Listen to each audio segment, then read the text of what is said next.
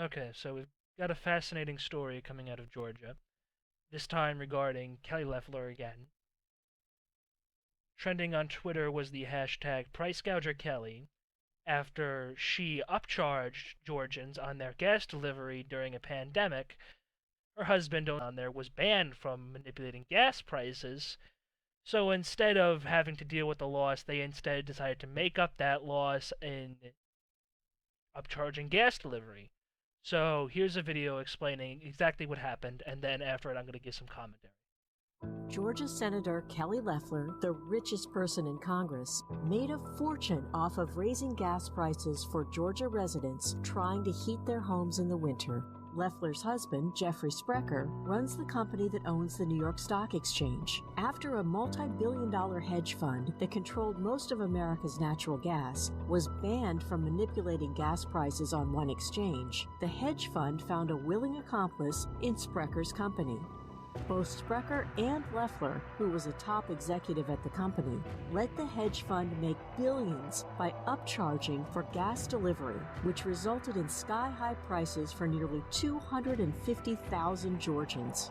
Because of the price gouging by Loeffler and her husband, hundreds of thousands of Georgians struggling to make ends meet overpaid to heat their homes by tens of millions of dollars. Kelly Loeffler has nothing but contempt for Georgians. Vote her out on January 5th.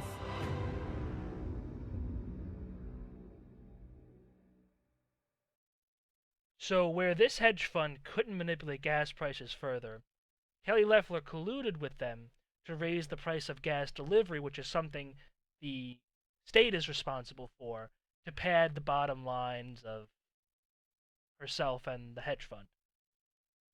How many conflicts of interest does Kelly Loeffler have again? I think going forward we need to view wealthy politicians with a natural suspicion that in the middle of a pandemic she's upcharging Georgians to heat their homes in the winter. There is a subsection of the left that believes life essentials such as electricity, water, and heating should not be commoditized, that they should all be socialized and free at the point of service and paid through by taxes. I don't necessarily agree with that because some people consume more than others, but I certainly believe that this is absolutely unacceptable, and if anything, this incident has brought me closer to that position. Kelly Loeffler is one of the most corrupt politicians we have ever seen since David Perdue. And the fact that both of them are up for re-election is quite frankly, it's not shocking given the overall status of the American political system. We have an absolutely broken democracy that shows where we have studies proving beyond a reasonable doubt that the average American has no impact on public policy. But this goes even further. How are we having an election, not a trial? How is it that people like Kelly Loeffler are able to use their inside information from a backdoor classified COVID briefing where where the national security of the nation was discussed? Then she goes on to reconcile her stock positions into basically place bets on what she thought would survive. That's why the stock market has done so well. People think that there's a correction overdue. The stock market survived because it's basically just rich people placing bets on what will survive. And it's not even that there's an equity among stocks. It's the S&P 500 is doing fantastically well, but a lot of stocks haven't recovered before their pre-COVID levels. There's a lot of inequality even in the stock market, but regardless, Kelly Loeffler is probably one of the most corrupt politicians we have right now, and January 5th, she has an election coming up.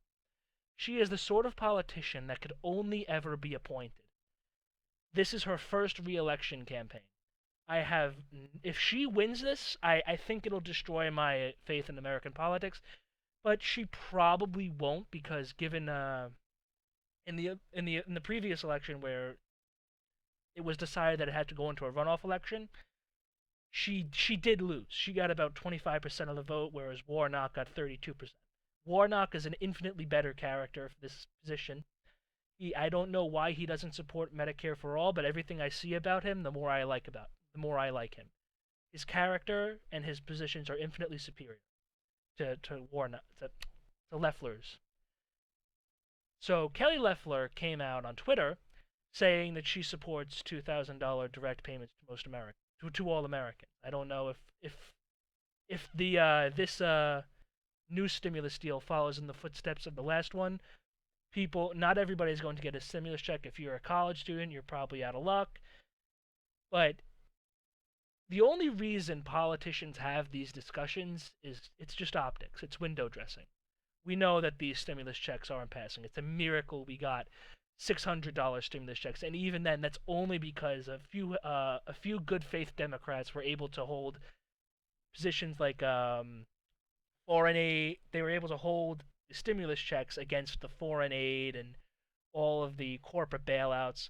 Anyway, the only reason we got that spit in the face, that $600, was because people wouldn't have voted on any other bill that didn't have stimulus checks.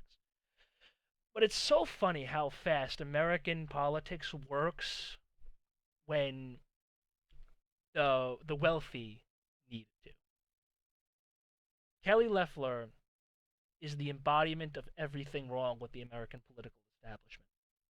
She really is, and so is David Perdue. Brian Ossoff and Raphael Warnock, they need to win in Georgia, and from the polling that I've seen, things do look good for at least for Warnock. But like I said, this shouldn't be an election. This should be a trial. How that David Perdue didn't even show up to his debate? Oh my. Anyway, I'm sick of this country going the direction that it is, and the people in charge do not deserve to be in charge. Democracy is predicated on the government ruling with the consent of the people, and if Congress's approval rating is anything to show, they lost that consent decades ago. The American political establishment does not function. I don't know where to go from there, but voting Loeffler out is a start. If content of this nature interests you, please consider liking and subscribing for more in the future. Your support is essential in this formative time of my channel.